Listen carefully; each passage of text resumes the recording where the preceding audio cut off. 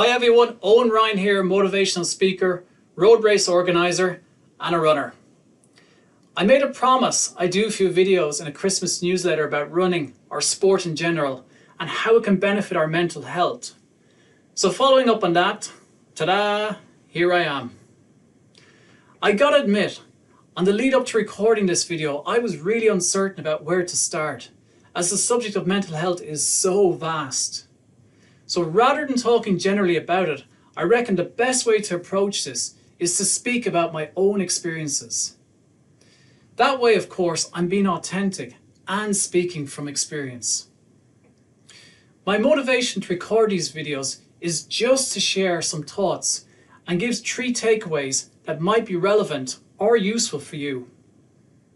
So a little bit of background about me is important just for context, and I promise I will be brief. I'm 44, married with 2 kids, both under 3 years old. I work from home, and I guess having the kids around might have contributed, to the delay in recording this, or maybe that's just an excuse. Anyway, I used to run a lot, but I damaged my neck after the Marathon des Sables in 2014, which prevents me from running very fast or very long. Despite that, I do go for runs, because if I didn't, I'd go absolutely bananas without it. And like many people watching, I consider running my therapy. I consider the outdoors my playground, and I would strongly prescribe fresh air and nature to everyone as a health supplement. From a mental health perspective, I've had 2 brushes with depression. One in my late teens, which lingered into my 20s, and the second one was far more sudden and intense. And in many respects, had I not fallen asleep when things hit absolute rock bottom, I would have acted out the suicide I was intent on doing. Stating the obvious, but had I killed myself, I would not be speaking to you right now. Now, it might be wrong of me to pass over that and not tell you more about that particular episode, but here's the problem I face. I recently published a book about the entire story, and this video is not an advert for the book. However, a message that emanates from the book is a message we also hear regularly, but often fail to absorb. And that's the message to ask for help. Asking for help on both of the occasions when I was down was the saving of me. In saying that, here's how I made life difficult for myself, beyond what it really needed to be.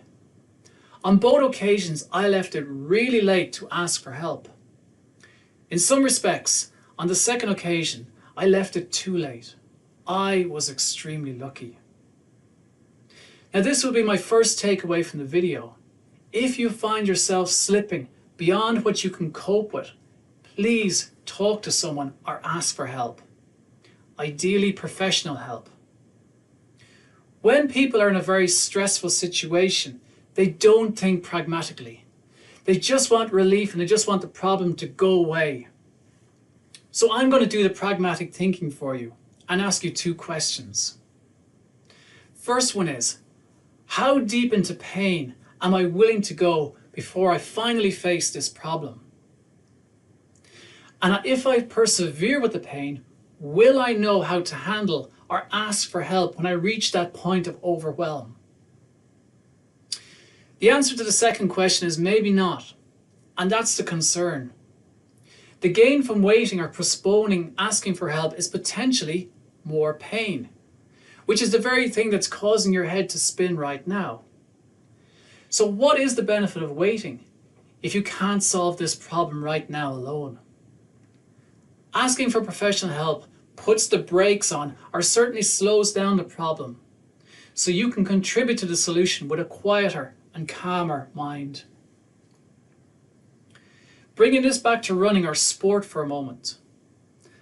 On reflection, and I don't think this is a coincidence, when I had depression on both occasions, I was unable to play sport.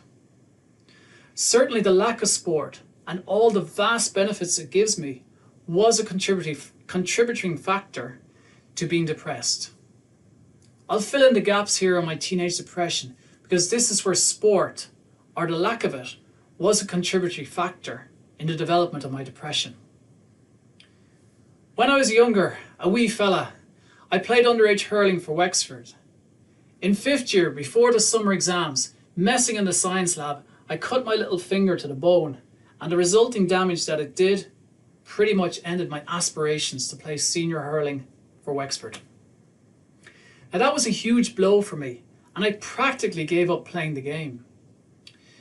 Then there were many other pressures that followed, including leaving cert exams, family, and some local yo-yo making obscene phone calls claiming to be me. Gardaí were involved and he was never caught, giving me a big reputational kicking. I was at my overwhelm point when I finally asked for help. Now here's the interesting question. Would things have turned out differently if the hurling injury didn't occur and I was able to focus on the ball rather than all those problems in my head, even if it was just for a few seconds of relief from those thoughts? Who knows? But I wouldn't be the first to convey a story like this of feeling low after being very active. Research by the Professional Players Federation, the PPF, cites that more than half of former professional sports people have had concerns about their mental or emotional well-being since retiring. And that's out in a new survey. My second takeaway is do not underestimate the benefits that you gain from any form of exercise. I'm talking mind and body here. It's not just the serotonin and dopamine hits, it's all the tangibles and the intangibles that make you who you are. Most of us are not professional athletes because we have this thing called a day job. And sport helps us cope, and we need this outlet of exercise to burn off that day-to-day crazy that accumulates. Running is a fantastic way to do this because it's also a solo effort and you can do it when it suits you too. Finally, there's an old expression that says there are two things in life that are certain: debt and taxes. If I were to update that, I'd include another certainty. It would be debt, taxes, and stress.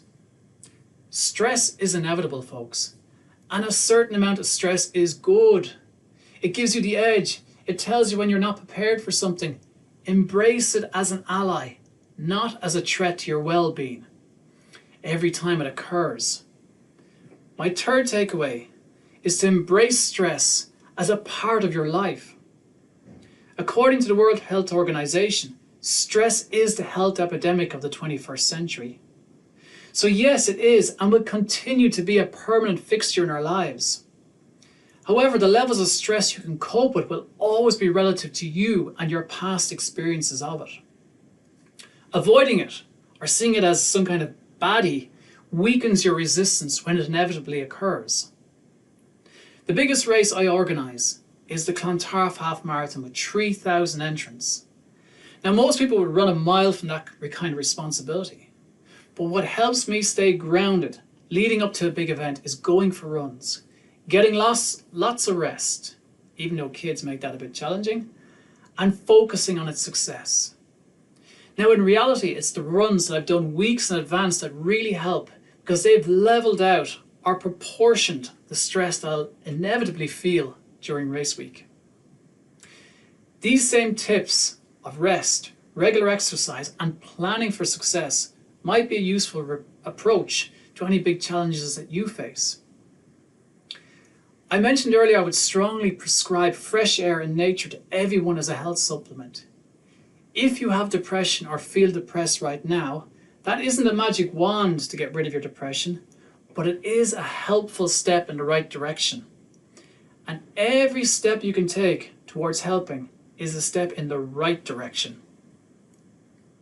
If you're currently running or active, I believe you're boosting your immunity against sickness, depression, and other ailments. And believe it or not, exercise gives you energy too. I'll talk about energy relating to mind and body in the next video that I do. Sure, we'll leave it there. And feel free to share this video if you like. Thanks and go easy.